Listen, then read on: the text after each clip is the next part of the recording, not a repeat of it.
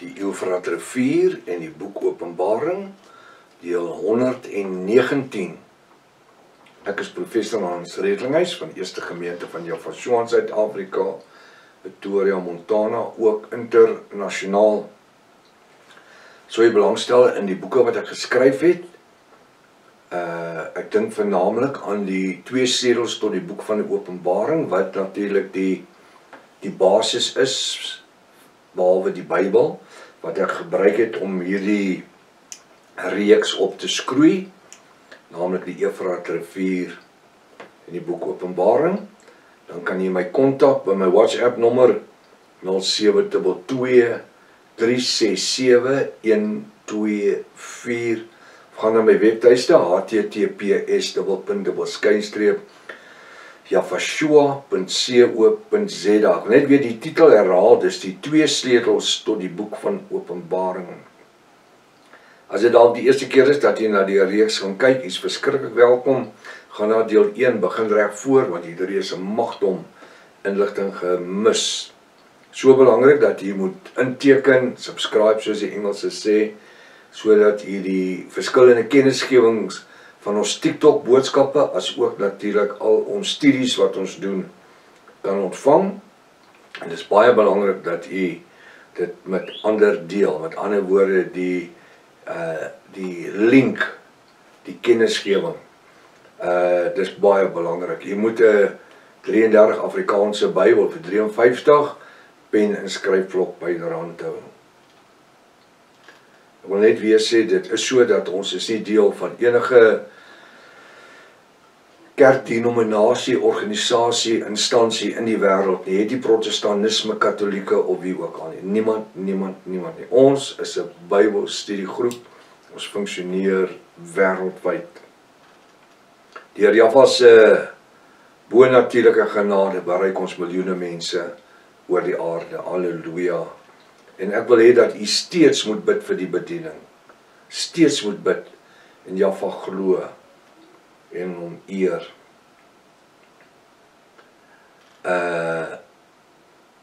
Ons gaan nou hoofstuk Openbaring hoofstuk 21 en ons gaan aan. Ons is by Openbaring 21 vers 17. Die nuwe Jerusalem, baie interessant, né? Daar is vandag in 2025 vele Christelike kerke wat leer dat hierdie aarde waarop ons tans leef, na die slag van Armagedon nog steeds net so sal bestaan. Waarna die 1000 jaar aardse vrederyk sal heers. Eers die slag van Armagedon, 1000 jaar aardse vrederyk. Hierna sal daar weer 'n ander oorlog plaasvind, wat natuurlik nie in die Bybel voorkom nie, waarna die nuwe Jerusalem op hierdie aarde sal neerdaal. Dan sal gebeur wat in vers 24 geskryf staan. En die nasies van die wat gered word, sal in die lig daarvan wandel.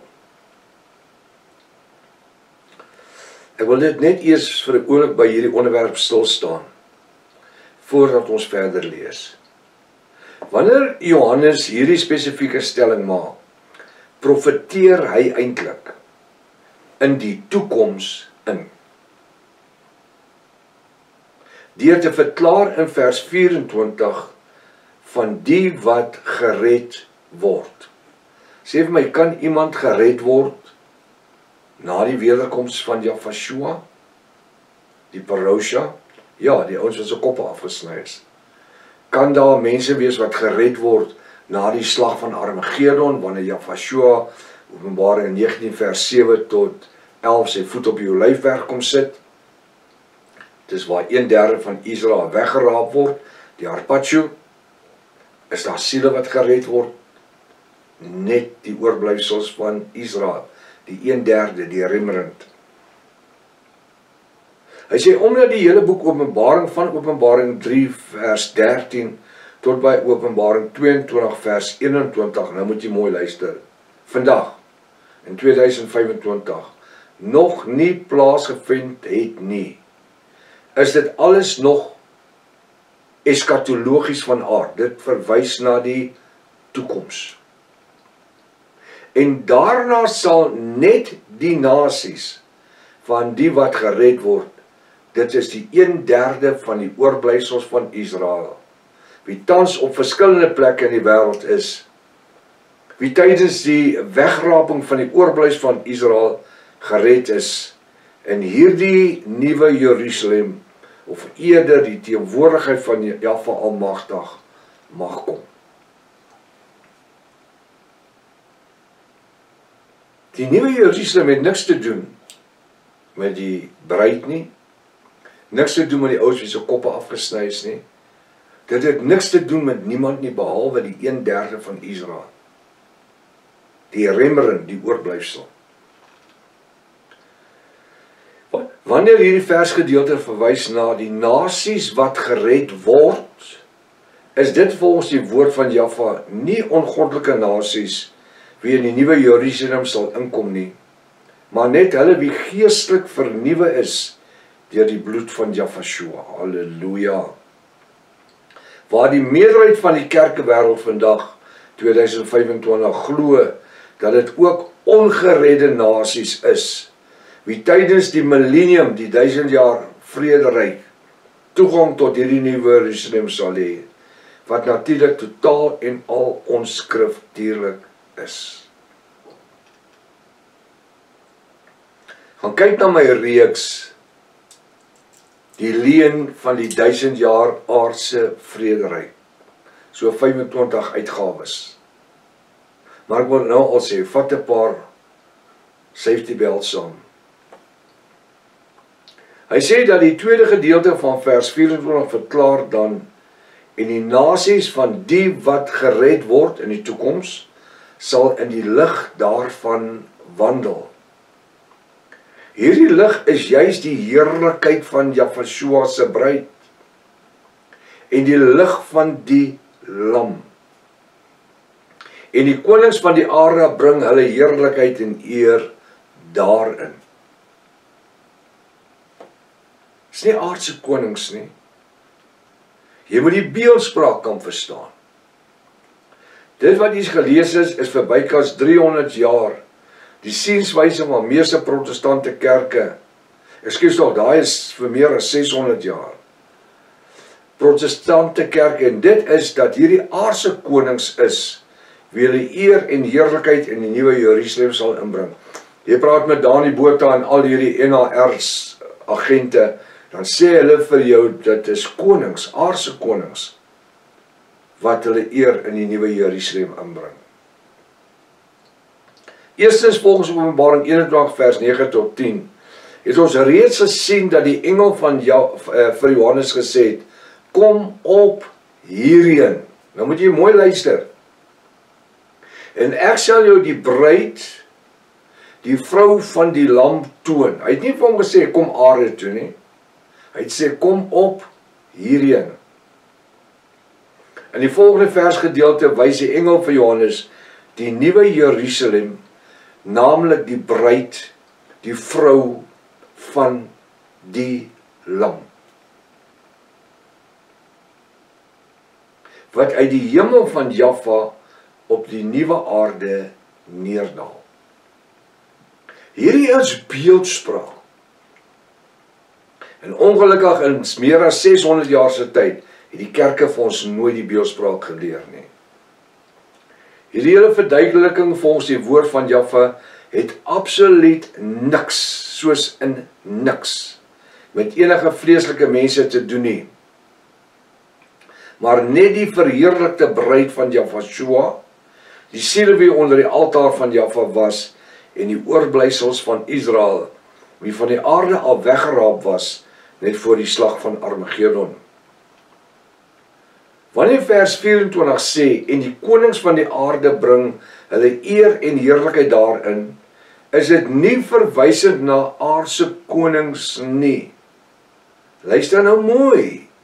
Maar hierdie is beeldspraak verwysend na konings soos koning Dawid, koning Salomo en vele ander godsvreesende konings, wie reeds eeue gelede gesterf het, en wie nou hulle heerlikheid in die teenwoordigheid van die vrou van die lam van Jaffa-Shua bring. Sy bly nie die bruid nie, sy word die vrou. So daar is jou antwoord wanneer jy soek, waar kom die konings vandaan? Dis koning Salomo en koning Dawid, daai ouens wat in die hemel is. Hierdie hele bespreking het volgens die woord van Jaffa absoluut niks met enige vleeslike mense te doen nie. Terwyl die NHR ouens almal praat van dit wat op die aarde gaan breek, dit gaan aardse konings wees, dit gaan verskillende nasionaliteite wees wat in die tempel gaan inkom en hulle gaan in die nuwe Jerusalem en in die nuwe tempel. Maar die Bybel sê Jaffa almagtig is die tempel. Daar's nie 'n ander tempel nie. Dit het absoluut niks met enige vleeslike mense te doen nie, maar alleen met die geestelike. Omdat alles wat vleeslik is reeds verbrand het en oorspoel het. Die waters het toegemaak tydens die slag van Armageddon. Openbaring 21:27 verklaar. En daar in die nuwe Jerusalem sal nie iets inkom wat verontreinig en gruweliks en leuns doen nie, maar net die wat geskryf is in die boek van die Lam. Nou sê vir my die konings wat dan nou die geskenke bring vir liewe Jesus. Die heidense konings en die moslim konings en die boeddhistiese konings. Dis wat hulle dis wat die New Agers jou leer. Wat gaan gebeur op in die nuwe Jerusalem op die aarde? Kyk wat sê die skrif. Lees vers 27. En daar, ek my vingers, in die nuwe Jerusalem sal nie iets inkom wat verontreinig en gruwelik en leuns doen nie. Kyk nou mooi. Maak jou seatbelt vas. Maar net die, ek wil sê hulle, wat geskrywe is in die boek van die Lam. Wie is hulle? Die bruid. Halleluja. Gewas deur die bloed van die Lam. Hoe kry ons name herstel in die boek van die Lam? Natuurlik die genade, bo-natuurlike genadebloed van Jaffa-Shua. Daar is nie 'n ander manier nie. Hierdie geleesde versgedeelte skakel enige moontlikheid van enige vleeslike mense of koning uit.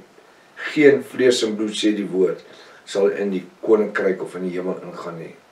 Daarom word ons verander. 1 Korinte 15:27 tot 58 uit 'n verganklike in 'n verheerlikte liggaam Jaffa-Shua tegemoet.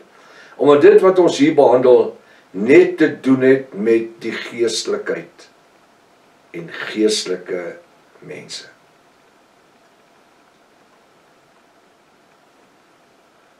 Hy sê sy poorte word nooit gesluit nie. Vers 25. En bedags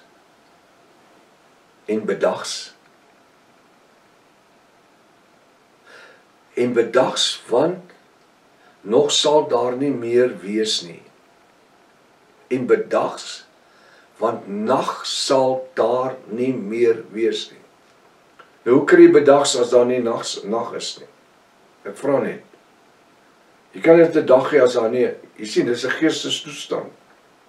Dis nie die son nie, want die Bybel sê, ons het mos al gesien, die son is nie daar nie. Die Vader is die son en Jaffa-Shua is die lig. Ons het mos al reeds hanteer. En bedags, want die nag sal daar nie meer wees nie, sal sy poorte nooit gesluit word nie.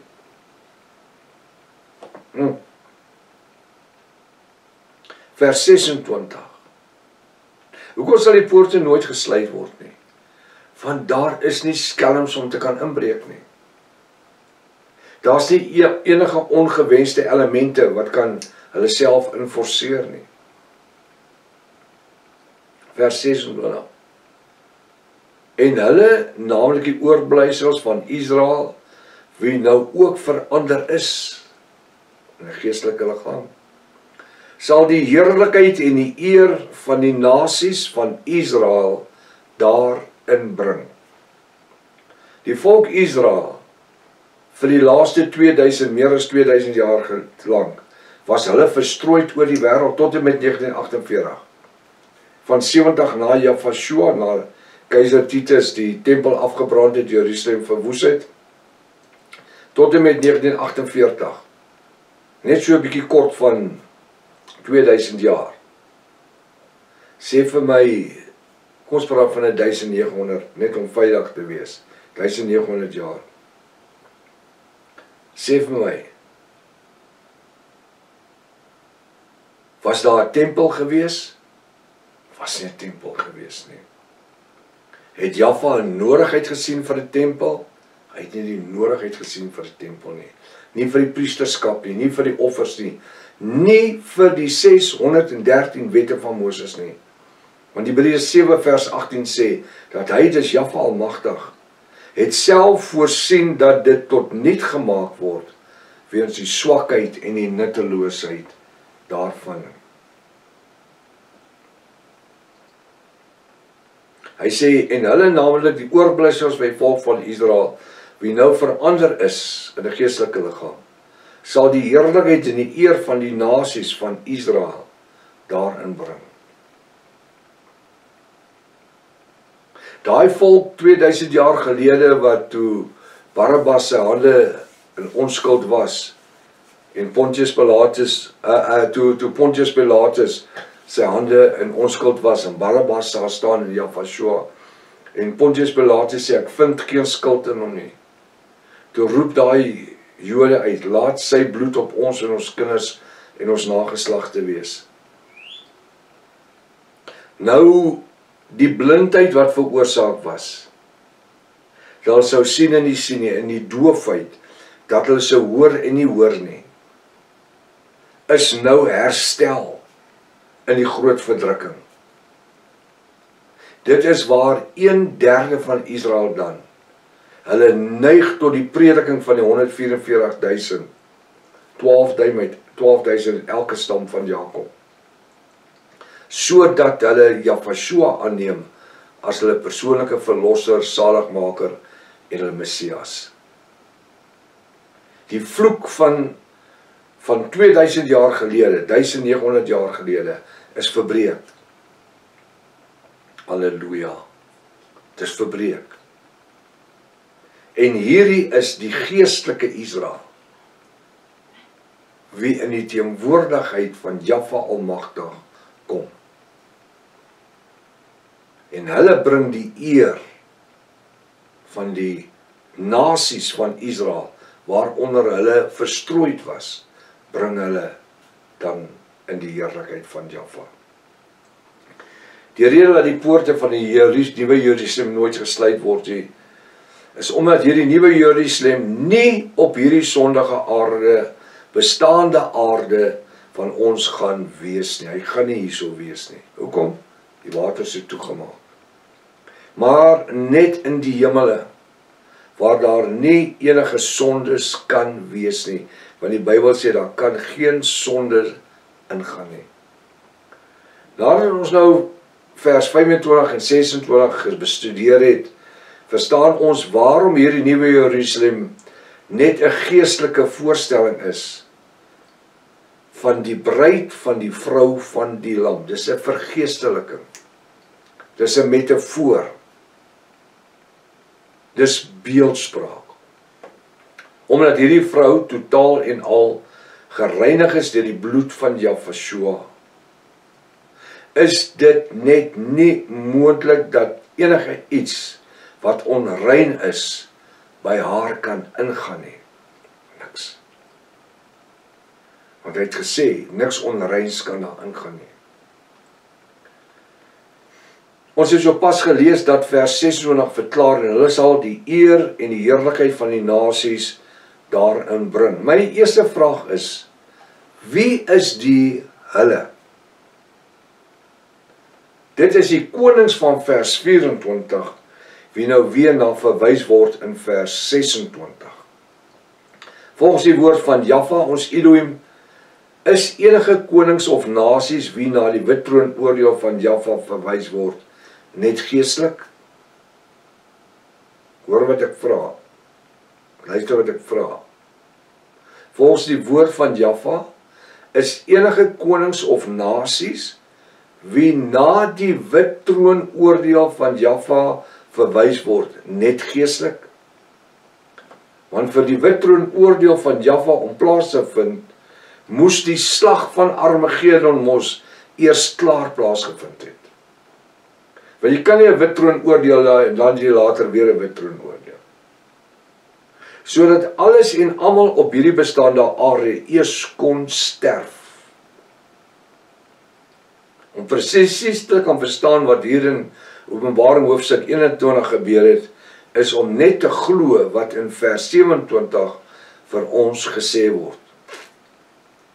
Die woord sê mos dat Hebreërs 1, die geloof is 'n vaste vertroue in die dinge wat ons nie kan sien nie, maar wat ons hoop. Nou sê die opskrif, niks verontreinig sal daar inkom nie. Dit is natuurlik vers 27.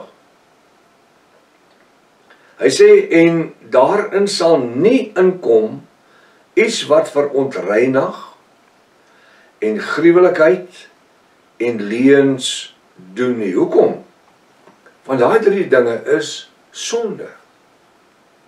En sonde kan nie in die koninkryk van Jaffa ingaan nie. Daarom word ons verander in 1 Korinte 15, vers 27 tot 58, in 'n oomblik en 'n oogwink uit 'n verganklike in 'n verheerlikte liggaam Jaffa tegemoet. Uit 'n vleeslike in 'n geestelike liggaam. Want net gees kan in die hemel ingaan. Net 'n verheerlikte liggaam kan in die hemel ingaan. Vlees en bloed kan nie daar ingaan nie. En daarin sal nie inkom iets wat verontreinig en gruwels en leuns doen nie, maar net die oorblyfsels van Israel. Hoekom? Want die bruid is al daar vir 7 jaar en 105 dae. 7 jaar en 105 dae. Waar kry ek dit? Baie maklik. Ek moet net lees wat staan in Daniël 12 vers 11. 1290 dae plus Daniël 12 vers 12. 1335 dae gesamentlik 2625 dae. En dit gee my 7 jaar en 105 dae. Van by die verbreeking van die verbond tot by die slag van Armageddon. En daarna bestaan daar geen mensdom, vlees of bloed, dier of ding op die aarde nie. Want alles vergaan deur die atomiese ontploffings soos in die slag van Armageddon. Maar ek gaan net weer vers 27 lees, en daarin sal nie inkom iets wat verontreinig en gruwels en leuns doen nie. Dis mos net mense wat dit kan doen. Leuns doen nie. Maar net die oorblyfsels van Israel, wat geskryf is in die boek van die lewe van die lam. Al wie nog daar kon ingaan, is die 1/3 van Israel, soos in Engels gesê, the remnant of Israel. Die eerste sinsnede van hierdie versverwysing verwys na die nuwe Jerusalem, omdat die hele Openbaring hoofstuk 2 gedeel het met die nuwe, Openbaring 21 gedeel het met die nuwe Jerusalem. Wie is die wat geskryf is in die boek van die lewe? Want hy praat van die boek van die lewe van die lam. Wie is die wat geskryf is in die boek van die lewe van die lam? Dit is die bruid van Jaffa, die siele wie onder die altaar van Jaffa was, en die oorblyfsels van Israel, wie gered is net voor die slag van Armageddon. Dit is seker duidelik genoeg, of hoe? Daardie drie groepe. Nadat ons die hele gedeelte van Openbaring hoofstuk 21 bestudeer het, behoort daar nou by u geen onduidelikheid te wees wie en wat hierdie nuwe Jerusalem is nie. As daar steeds enige twyfel by u bestaan, stel ek voor dat u eers net weer die hele hoofstuk van Openbaring 21 stadig deurlees en bestudeer. Hier is 'n magdom van inligting. 'n Mens kan jou in jou gees vergryp met al die inligting in Openbaring 21. En weet jy wat? Dit was nie vir ons in die Bybelskole, die colleges, universiteite so verduidelik nie, uiteengesit nie.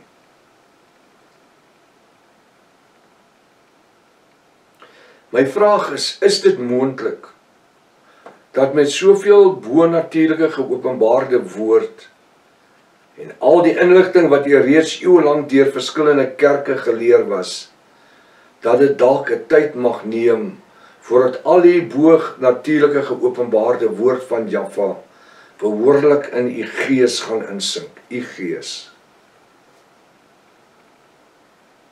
Daarom stel ek voor, vat jou Bybel, vat die DVD's of die boodskappe, die YouTube boodskappe, en stap weer deur Openbaring hoofstuk 21. As jy nie Openbaring 21 reg verstaan nie, gaan daar 'n probleem kom in Openbaring 22. Waar as ek Openbaring 21 kan verstaan, gaan Openbaring 22 soos 'n legkaart net vir my oopval, sonder enige komplikasies. Dit is so maklik. In die volgende hoofstuk is dit weer belangrik dat u die beeldspraak in hierdie hoofstuk moet identifiseer. Nou wil ek sê, as jy nog enigstens enige veiligheidsgordels oor het, jy gaan hulle nodig kry in hoofstuk 22. Want soveel dinge wat die protestantisme en charismatisme, katholieke kerk, godsdienstige instansies vir ons deur die jare geleer het, gaan totaal en al verkrummel in die teenwoordigheid van die Ruach HaKodesh. Wanneer hierdie manne en vrouens hierdie drogredes van godsdienstige teologie en dogma vir ons voortgebring het. Ek dink aan die Bible College waar ons in was in 1969 klaargemaak. As ek 79, ekskuus tog. As ek dink die inligting wat vir ons gegee was rondom die eskatologie, non-existent, so vaag. Ons het geleer van die Church Fathers. Ons het gedink dat Plato, Origenes, Jerome, Eusebius, Constantijn, al daai was Christelike kerksvaders. Want ons was geleer, Church Fathers, Christelike kerksvaders. Dis katholieke kerksvaders daai. Later hulle gekom en gesê, Wesley en Knox en al daai ouens, daar van die begin van die 18de eeu, hulle was die kerksvaders vir protestantisme. Maar die katholieke kerksvaders het met my niks te doen nie. Soos in niks. En tog het ons eksamen geskryf daaroor. Verbasend hoe as 'n mens vandag sit en terugkyk in die jare na die goed wat ons geleer was op Bible College. Die goed wat ons geleer was in die kerke. Want jy weet, as aspirant pastoor, as teologiese student, nie eskatologies nie, teologiese student, was ons maar die goed geleer wat algemeen in die verskillende kerke geleer was in die vakgebied van teologie. Die algemene goed. En omdat dit reg deur die kerkwêreld so aangebied was en geglo was, en daar nie van ons pastore in ons denominasies was, wat die guts gehad het om op te staan en te sê, die goed wat julle ons leer is onbybels nie. Weet jy hoekom kon hulle dit nie doen nie? Hulle het dit nie self geweet nie. En daarom in die latere jare, wanneer ek oor die goed begin praat het, toe ek self as jong pastoor gemeentes begin bedien het, en ek 2-3 keer oor van die goed waaroor ek praat, aangespreek was, later na my verwys was as die halfmaal pastoor, is alright. Dit maak nie saak nie. Maar vandag is ek heeltemal maal, as ek dan net halfmaal padmaal was. Weet jy hoekom? Want ons het tot die geopenbaarde woord gekom. Selfs die bonatuurlike waarheid en die bonatuurlike geopenbaarde name van Jaffa en Jafashua, halleluja. Vir soveel jare het dit gebeur dat ons aan ons neuse gelei was. En omdat ons oningelig was, was ons nie in die posisie om die teenoorgestelde te kom bewys nie. Maar weet jy wat? Ek gaan afsluit. Die Bybel sê, Jaffa, ons Elohim, slymer of slaap nie. Want hy openbaar hom aan wie hy wil. In die volgende hoofstuk is dit weer belangrik dat ons weer die beeldspraak in hierdie hoofstuk sal moet identifiseer, anders sal u nie regtig verstaan wat in hierdie laaste hoofstuk van Openbaring gaan gebeur. En nou ek wil vir huiswerk sê, vat jou Bybel en gaan maak jou eie studie van Openbaring 22 vers 1 tot 22. En as Jaffa wil, volgende week begin ons oor hierdie onderwerp praat. Die troon van Jaffa en die lam. Tot volgende week as Vader wil. Maranatha. Jafashua kom weer. Halleluja.